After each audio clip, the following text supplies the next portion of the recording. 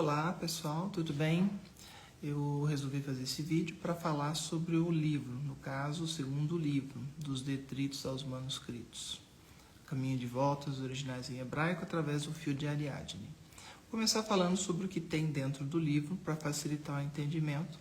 Lembrando que é um livro voltado para toda a comunidade acadêmica, pastores, padres, rabinos, leigos, interessados nas informações com relação aos fundamentos da sua própria religião, no caso, a religião que eu falo sobre o evangelho grego, que é a religião cristã, com seus desdobramentos, da ortodoxa grega, depois a apostólica romana e as suas seitas decorrentes, que são todas as denominações evangélicas.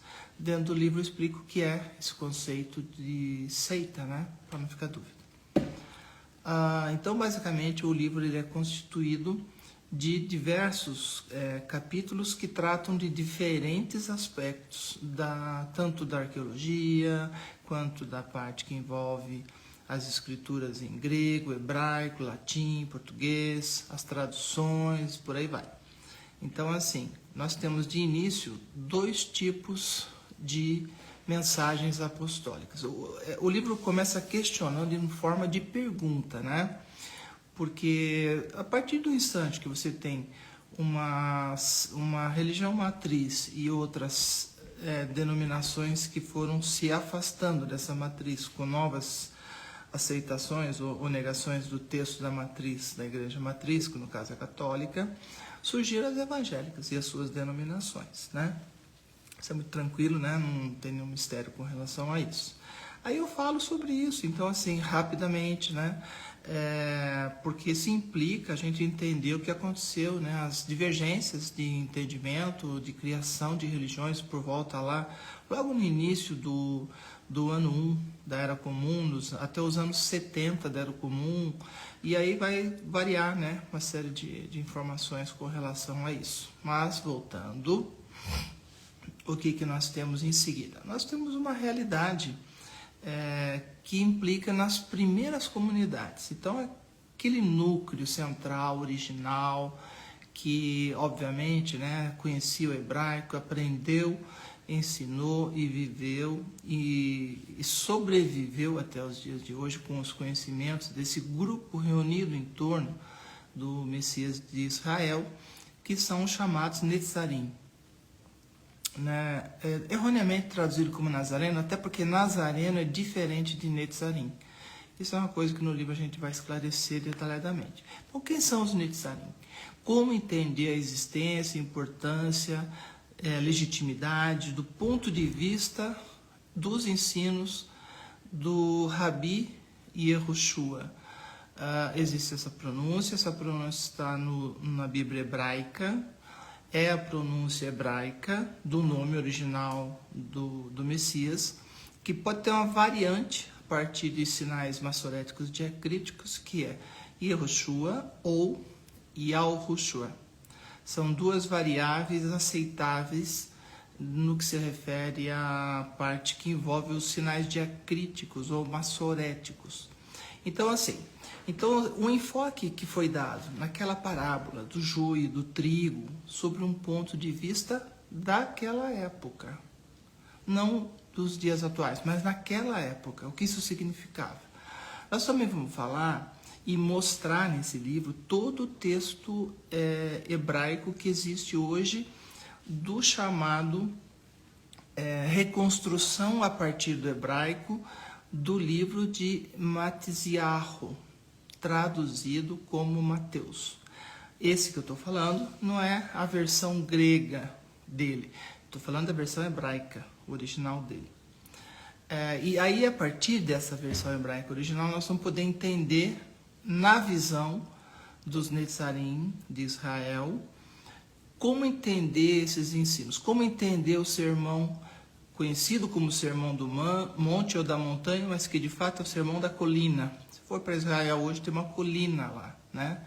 Aí nós vamos também compreender aspectos que envolvem o judaísmo e o cristianismo dos nossos dias e o judaísmo e o cristianismo que existia no século I. São 2000 anos se passaram, mais de 2000 anos se passaram. Então existem diferenças? Sim, com certeza existem. Nós vamos falar também sobre os manuscritos do Mar Morto, uma descoberta que surgiu no ano de 1947 e que afeta diretamente todos os textos e ensinos bíblicos modernos, né? E muda inclusive entendimento sobre questões que envolvem salvação e vida eterna. Se você não sabia, bem-vinda, vamos aprender. Aprenda essa informação e apreenda também a partir da leitura desse livro, que é o que nós estamos tratando dele aqui. Aí nós vamos entender como é que lá no século I, no ano 70, 80, 90, 100, 120, 135, 150, surgiram os primeiros discursos de ódio. E para isso existe uma citação, uma referência, informações obtidas a partir de uma publicação de James Sparks. Nós temos também informações obtidas a partir de publicações de David Flusser, que é um catedrático da Universidade Hebraica de Jerusalém, James Sparks, da Universidade de Oxford. Então, assim, nós vamos entender melhor onde que se fundamentam esses discursos religiosos de ódio. Ódio, inclusive, contra os judeus, que hoje surge a teoria chamada do deicídio, que isso tudo é devidamente explicado, contextualizado nesse livro. Nós vamos entender a existência de, além de compreender o que é o antissemitismo bíblico, vamos entender também onde se fundamentam os discursos religiosos de ódio. Nós vamos tratar dos discursos de misoginia religiosos que existem atualmente. E você vai entender o que é misoginia bíblica. Vamos entender também onde que se fundamentam os discursos religiosos de ódio contra homossexuais que nós temos hoje existentes atualmente. Você vai entender o que é homofobia bíblica. Você vai entender quem é que vai para o inferno, né? Tem um capítulo que eu dediquei só para isso, né? E as pessoas têm mania de falar que o outro vai para o inferno, mas nunca que ele vai para o inferno ou ela vai para o inferno, né? Então, quem é que vai para o inferno? Ou seja, quando se falar inferno, você precisa ter uma compreensão mais plena disso aí. Não se trata de inferno. Nós temos que falar sobre a nova Jerusalém celestial. Nós temos que falar sobre o direito de se alimentar do fruto da árvore da vida. Tudo isso citado no livro chamado, conhecido popularmente como Apocalipse de João. É importante também a gente falar, isso vai ser falado nesse livro, sobre a existência do que é a Vulgata Latina, ou melhor, o que ela foi, como que isso aconteceu a partir de Jerônimo, que fez a sua tradução, um dos pais da igreja, né? E dentro desse entendimento claro, nós vamos perceber os discursos de ódio, né? Nós vamos falar também de Santo Agostinho, que as pessoas chamam Santo Agostinho, né? E entender o que ele falou sobre as mulheres, né? Isso é uma coisa importante que vai ajudar a entender o discurso atual do patriarcado, da misoginia bíblica e tantos outros males que aconteceram e se transferiram dentro do texto das Escrituras.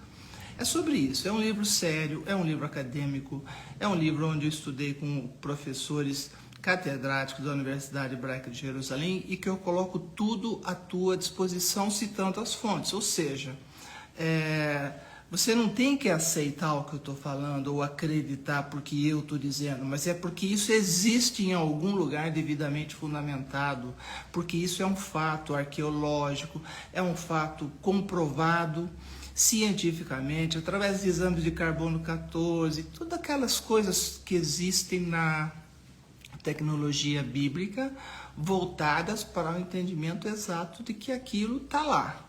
Qualquer dúvida, se torne um aluno da Universidade Hebraica de Jerusalém também, que isso não é super simples, não é complicado de se fazer isso, né? E aprenda, estude, se informe. O que você não pode fazer é sair repetindo discursos de ódio por aí, que não tem nenhum fundamento nos textos das Escrituras, né?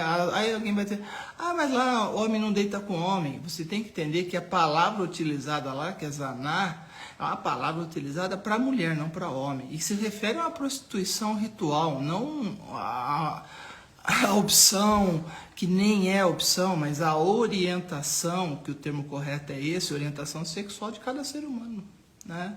Então, assim, se informe, estude, aprenda, saia da ignorância da leitura superficial, busque o contexto histórico, filosófico, religioso, o sentido literal do texto, o sentido contextual do mesmo texto, o sentido chamado doutrinário, que aquelas pessoas que, entre aspas, tem uma série de incertezas sobre quem escreveu o quê nos textos das Escrituras, possam ter tentado te transmitir, e sempre dentro de um contexto, tá bom? Então o convite está feito, uma rápida explanação do livro. O livro tem mais de 400 páginas, dependendo do seu equipamento que você for fazer a leitura, pode chegar perto de 500 páginas. Então é um livro muito rico de informações, é um livro assim que é inédito, não existe nenhuma publicação acadêmica sobre esse assunto até hoje, e eu fiz questão de fazer de pesquisar e procurar. Nem sequer nós podemos ter ainda tanta fonte de informação num único lugar reunida, de tal maneira que tem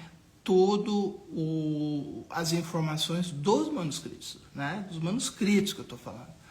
E lembrando, só a título de informação, eu cito isso no livro também, não existe manuscrito do texto grego confiável. A única partícula é uma tal de P52, salvo engano, que é de um pergaminho 52, que é um trecho minúsculo equivalente a isso aqui, tá? E é isso que é a base do chamado Novo Testamento grego, tá? Então, assim, é importante, eu sei que isso pode assustar à primeira vista, mas os fatos estão aí. Então, vamos lá, vamos nos informar, vamos estudar, vamos aprender com quem sabe, com leituras sérias, de pesquisas de mais de 45 anos, de pesquisas, de trabalhos, de estudo, de bibliografia, que, por sinal, ela existe, está à disposição se você é historiador, se você é estudioso em teologia, desde o dicionário hebraico caldeu, que você talvez tenha ouvido e nunca teve acesso. Tem um bichinho lindo aqui, que existe, está à sua disposição também. Eu disponibilizo, eu posso te enviar cópias, coisas que você porventura precisar. Já tem aí no meu Instagram, que é @Maria__Antônia_ Cel, CL, livro, C, novamente, novo. Maria Antônia Cel, que é a abreviatura de coronel, livro novo. É um Instagram meu. Tá lá, pede para acessar e amizade, que eu vou imediatamente aceitar a sua solicitação. Lá você vai encontrar uma infinidade de informações, fotos, descrição, cursos, aulas sobre essas questões que estão documentadas no próprio livro também, tá? É isso, por enquanto é só. Obrigado pela atenção, excelente semana, e o que eu posso dizer? Adquira um livro que vai ser extremamente útil para você, seja no seu ambiente de trabalho, na sua igreja, na sua denominação, na sua sinagoga, onde quer que seja, ou mesmo para você ter como uma fonte de pesquisa permanente, tá? É isso aí, por hora é só. Beijo grande, os links para a compra do livro estão na bio, e aí é só contigo. Agora aí está na Google Play, Apple Books, essas plataformas digitais em mais de 180 países no mundo, por enquanto no idioma português, em português, mas tem um projeto aí para fazer a tradução para o inglês também, tá bom? Tchau! Excelente semana, até mais!